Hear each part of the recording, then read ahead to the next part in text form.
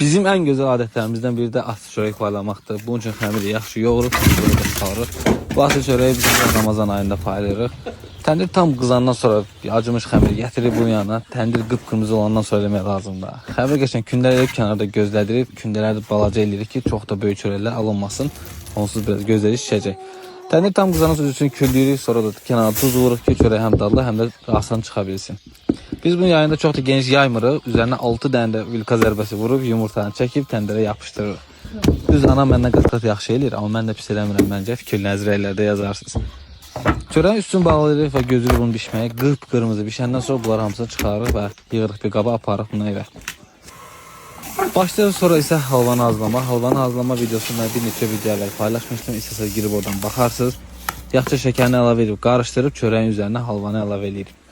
Üstünə naxışlar vurub, paketləyib. Başlayırıq paylamağa. Qonşular, qohumlar, əqrabalar, dostlar, hamıya paylayırıq. Allah kabul eləsin. Bütün qapıları bir-bir gəzirik, yaxın uzaq demədən hər yerə çatıb çörəkləri paylayırıq. Allah qəbul eləsin.